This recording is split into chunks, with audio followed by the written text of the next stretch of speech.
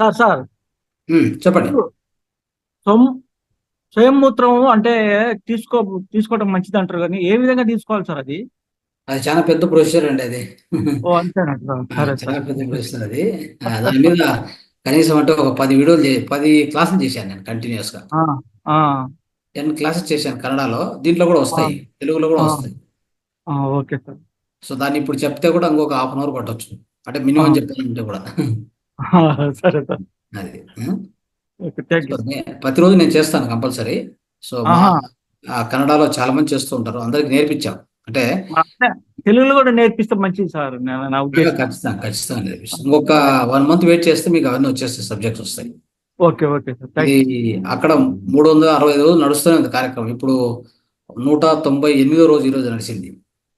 ఆహా. కంటిన్యూస్గా 365 రోజులు కార్యక్రమం అది. సో ఉమ్, దాంట్లో 198వ రోజు ఈరోజు చేశాం. ఆహా. రేపు సరే, 199వ రోజు రేపు. సరే సార్. ఎస్. ఓకే. దానివల్ల అన్ని సబ్జెక్టులు కవర్ అయినాయి, దానివల్ల అయిపోయింది. మూత్ర ఆహా. చికిత్స పూర్తిగా 10 క్లాసులు అయిపోయినాయి. సార్. ఎస్. సరే, ఉంటాం. Right, thank you. Thank you sir, thank you, చాలా బాగా చెప్పారు. రవీంద్ర గారు. చెప్పండి సార్, మాట్లాడండి. సార్ మొన్న జాండిస్ కి పృథ్వీ ముద్ర ఒకటి చెప్పారు సార్ మీరు. ఉమ్.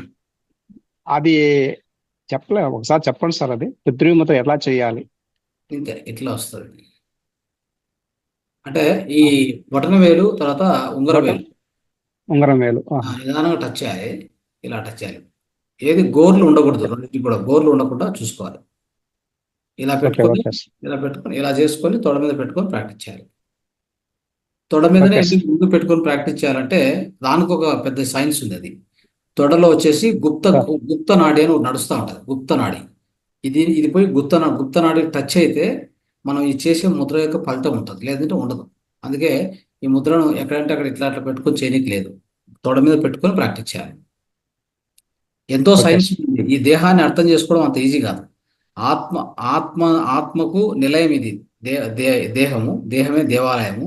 దీన్ని అర్థం చేసుకోవడానికి కూడా కొన్ని తరాలు పడుతుంది అనమాట. మనం ఈ పూర్తి జన్మ చదివినా కానీ ఈ దేహం గురించి అర్థం కాదు మనకి. ఇప్పటికీ ఇంకా ఏ డాక్టర్లకు అర్థం కాలే. మనకు కూడా దాంట్లో కొంతలో కొంత మనం ప్రయత్నం చేస్తున్నాం. ఇది కూడా చేయకపోతే ఎవరేం అడిగేది ఏం లేదు. కాకపోతే తెలుసుకుంటే మన దేహం గురించి మనం తెలుసుకోవడం మంచిది కదా. ఇప్పుడు ఎన్నో అవును సార్. మొబైల్ గురించి అంత తెలుసుకుంటాం, కంప్యూటర్ గురించి తెలుసుకుంటాం, అన్నిటి గురించి చదువుతాం, లోకంలో అన్ని చదువుతాం, అవును కదా. దేహాన్ని మాత్రం చదవం. ఎందుకంటే ఇది నా పని కాదు, డాక్టర్ అంటాం కదా. డాక్టర్కి ఏం పని? అవును కదా, డాక్టర్ పని డాక్టర్ చేసుకుంటాం. మనతో ఆయనకి ఏం పని? అవును సార్. ఉమ్. ప్రస్తుతం కాబట్టి డాక్టర్లు కూడా అన్ని విషయాలు చెప్పడం లేదు. ఇప్పుడు జామ పండు తినమని చెప్పి ఏ డాక్టర్ చెప్పరు సార్. అవును, అవును, జామ అనేది అమృత ఫలం, అది జామ పండు అవును. అనేది. కానీ ఉమ్. అది తినమని చెప్పి ఏ డాక్టర్ చెప్పరు సార్ అది. అవును. వాళ్ళకి అట్లా తెలుసు కదా, ఉంటుంది సార్. వాళ్ళకి తెలుసు కదా మీకు చెప్పడానికి. వాళ్ళకు చెప్పే సైన్స్ ఆ సబ్జెక్టులలో ఎక్కడ జామకాయ గురించి ఉండదు సార్. నిజం ఉండదు అదే. వాళ్ళు చదువుకోండి. అందుకే డాక్టర్లను పక్కన పెట్టి మనం నేర్చుకోవాలి ఇవన్నీ. అందుకే ఎన్ని సబ్జెక్టులు చదువుతుంటామంటే మేము దేహం గురించే డీప్గా అర్థం చేసుకుంటాం. శరీర జ్ఞానము, ఆహార జ్ఞానము, ఆరోగ్య చికిత్సలు, తర్వాత మైండ్ గురించి. మధ్యలో ఉండేది మైండ్, శరీరానికి ఆత్మకు మధ్యలో మైండే. దాని గురించి, దాన్ని ఎలా నియంత్రించాలి, ఎలా కంట్రోల్ చేయాలి, దాన్ని ఎట్లా వాడుకోవాలి, ఏ విధంగా వాడుకుంటే అది మనకు మంచి చేస్తుంది. ఈ పక్క దేహానికి ఆ పక్క ఆత్మకి రెండింటికి సరిపోవాలి కదా. మధ్యలో ఉండే మీడియేటరే కదా మైండ్. ఆ పక్క అవును సార్. లాస్ట్ లో అత్యంత శక్తివంతమైనది ఆత్మ ఉంది. ఓకే, దాని గురించిన జ్ఞానం. సో ఇవన్నీ తెలుసుకుంటేనే సంపూర్ణ జ్ఞానం అంటాం దీన్ని. అది. Okay okay right. సార్, ధన్యవాదాలు. Thank you. వీటన్నిటితో పాటు మళ్ళీ మనకేమొస్తుందంటే పరిసర జ్ఞానం కూడా ఉంటుంది మళ్ళీ. అది కూడా ఇంపార్టెంటే. పరిసర జ్ఞానం ఉంటుంది, అది కూడా కంపల్సరీ యాడ్ చేసుకోవాలి. Right. Okay sir. Thank you very much sir. Sir Kotilingachari garu July 1 లో వచ్చిన రోజు ఎలా ఉన్నారు అంటే బాధతో కూడిన ఆవేశం సార్. బాధతో కూడిన ఆవేశం. లోపల బాధ ఎక్కువ ఉండేదన్నమాట సార్కు. ఏదో బయట సమాజం అంతా ఇలా ఉంది ఏంటి అని. 21 రోజుకి వచ్చేసరికి లోపల ఉండేదంతా క్లీన్ అయిపోయి ఆనందం వచ్చేసింది.